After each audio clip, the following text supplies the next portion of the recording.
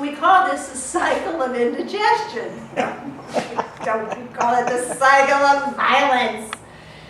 That's when it's very tense. You're very tense. Lola, you told me about this. You know it being tense, walking on eggshells, like not knowing exactly what is going to happen next. The name calling, you can't even close the Suffered right a lot of abuse. The name calling, I said, escalated to, he started throwing things at her, and then she suffered a few blows to the head. She has a scar, if you zero in under the wig here, she has a big scar where he kicked her off onto the cement. So she hides it with a wig. She hasn't told anyone about it yet, so this will be news to people on the video. So that's about it. We all take Lord, I love you. Lord, I love you. Yes, I do. Yes, I do. That's what he said. Lord, I love you. Lord, I love you. Now I hate you. I hate you. I hate you. See, that's how it starts. First they say they love you, then they say they hate you, and then the violence starts later on after the emotional abuse. But I think we already, one interview shows that you were drinking at a bar, and another one says that you're in recovery. What is it? I think Jose here has a little bit to learn about recovery. I'm not sure what he is, but I understand you had a bad fall. Lola and Frederica, the whole point is the cheating thing. I'm just going to skip that because I don't think that's that relevant. I think we have a different issue to deal with, and that's their power dynamics.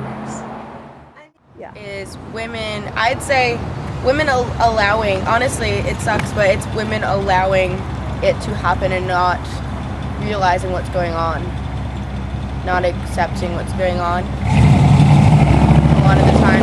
And a man being maybe a manipulator, if it were to be a male-female situation, what I've experienced is a man would be maybe a manipulator, manipulate the woman to not allow anything to change about the situation. Right. Yeah. So what do you think would be like, what would be some of the things he'd manipulate in your life? Oh, just your concepts of things, your concept of your worth, your concept of who you are and why you exist and what you're here for and what you're good at and what you can control. Because a man would like a woman to believe they can't control a lot of things, anything, actually. But they can control so much because we're beautiful, beautiful, beautiful goddesses. I can control. She's like, hey, you're actually She opened my eyes to what was going on in my situation, in my life. A friend of mine said, hey, take a look, let's take a look at your situation. And I took a look at it. I took a step back and took a look at what was going on and saw that it was not healthy. And was it emotional, physical? Yeah. Spiritual? Yeah, but it ended up being, for the better. I took a step back, like a lot of women don't do early on in everything that was going on. Kind of learn how to take a step back, how to see what was happening, how to deal with it, how to walk away. That's all you need to do. But a lot of women forget that all you need to do is walk away, and you're better than that. Did you have enough money to walk away, or? Yeah, I was blessed. I came to Santa Cruz. I was really blessed. Had about $1,000 I saved up and came to Santa Cruz with my car. Just moved here, found a place to stay instantly, found a job instantly, and been super blessed since I've been here. Met amazing people, started making music, started living my life, and all women need to know that is not only like a possibility, but like what should be going on. You should do exactly what you love. If your relationship makes you wonder if you're worth anything, if you wonder if you're worth anything, you should stop doing what you're doing because you're definitely worth something. You just need to find what it is that you should be doing. And you know it. Everyone knows what they should be doing. So if we all do it, then we'll all be happy and take care of ourselves. And you have to take care of yourself before you can take care of someone else. So until you're 100% in love with yourself and love yourself, you can't be with. What's most important in a relationship is feeling supported regardless of who you are. And when you find somebody that you love, that doesn't always come, I think it's important to evaluate that foundationally you respect each other. Respect what each other does, regardless of what it is, and that you embrace each other's differences. I live with my boyfriend, and I've loved him for 10 years, and we've done a lot of things, but I've always loved him, and I've always embraced him. So, what would you do if your boyfriend like pushed you under the bed in anger? In anger? I think that situations like that are usually based on something more intense than the moment. I don't think that the moment is always what determines physical reactions like that. Trying to get space and evaluate where each of you individually is, whether it's succumbing to anger or succumbing to fear. It's important to communicate. It's important to relate. And it's important to understand where those angry moments come from. They're not usually from you. Mm-hmm. And what would you do if it continued? You have to seek help. You have to be open. You have to be honest with the people that love you and can keep you safe. I've had those situations before, and they're not easy to deal with. But if you open up to the people that can protect you, and you let go of that person, I think you can do that reasonably. I think you can do that through a conversation and say, I feel unsafe with you. I love you. I feel unsafe with you. When I've encountered that, you need to get your space. You need to talk to your family. You need to be open. You need to be open about the way it made you feel, and you need to be open about what you need to do for yourself, which is find distance, respect yourself, keep yourself safe. Thanks. In a long-term relationship, in an abusive long-term relationship, relationships will dwindle. You know, every time you go see your friends, there's a fight. Every time that you're gone too late, there's a fight, and so you let go of those people.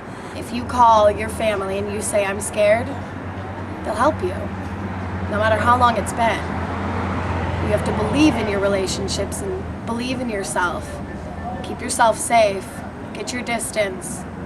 So even if this guy has told you he'd beat you up if you see your friends or family, or when would you stop being afraid he'd beat you up and do it? If you're really afraid that you're going to get severely abused, you need to seek help, and you need to seek legal assistance. I've called the cops before. You know, you can't be so scared of the person that you love that you're scared to protect yourself. If you're scared of the person you're in love with, you're not really in love with that person. If you're scared of the person you're in love with, you're not really in love with that person, and they don't really love you. Of course, that's like, you know, really unfair. But I think the whole thing is like, well, what's Lola doing? I mean, what is Lola doing is the question. And so, well, let's just bring this back to how we're going to like resolve the whole thing. And how do they talk to each other? Lola! Lola! How does she talk? I mean, is it money? So it gets pretty bad, I know, Lola, and when it gets that bad, you need to be able to accommodate while holding your ground. Well, I understand, Frederico, that you think I can like feed us all on, you know, like $3. Of course you'd like to think that, Frederico, but no. No, it takes more money. You know this can get out of hand. So what we want to do is be able to talk to each other. Not like our mamas and daddies talk to each other. Not like we see in the movies when somebody gets slapped around or a gun pulled or a knife pulled. We really want to sit down and we want to eat like some marshmallows. You know, like maybe 16 marshmallows, but we want to settle down and make a very easygoing conversation. Now, Lola, I know you can do this. I know you can do this. Look, look. Here we are. We have the marshmallows. The marshmallows. What you want to do is like rub, Squeeze the marshmallow, squeeze, get the tension out, out. You're getting ready to hold your ground. Be firm. Breathe deeply, Federico. Deep breathing, it comes from here, the heart. You want to settle down. You want to come from the heart. Squeeze the marshmallows till you get to your heart so you can say things like,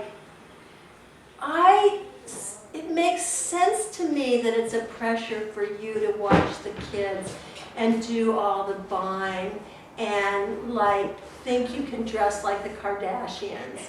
It makes sense to me. And Lola will go, God, that feels so much better. I feel so much better. Caused by jealousy and insecurity and a need of one person to have control over another, which I think often comes from fear and also probably their own pain, but it's a need for one person to control another. Yeah, I think it's probably a lot of it's from childhood pain. I don't know, but Any comments? I would Just agree your with view, that. I would whatever. say violence of any sort is usually from they were violated as children, and that's all they know maybe, and they don't. Eager for the music, yeah. They don't have the management skills to understand how to cool off. No one's ever trained them that. They've never seen that. I think it's very complicated.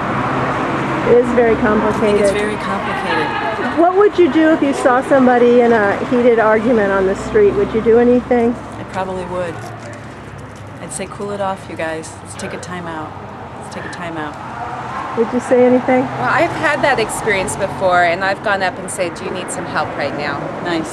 So it's hard to know what to do when you want to keep your own self safe, but I think that a lot of times domestic violence happens in secret inside people's homes, and when you can bring some of the daylight in, say, I see what's happening, even if it's a stranger on the street, I think you can help interrupt, at least at that moment. And I think if someone's being abused, offering them any sort of acknowledgement that they're not crazy, you're seeing what's happening too, is helpful and opens the door to them that they might have another possibility in their life. Thank you.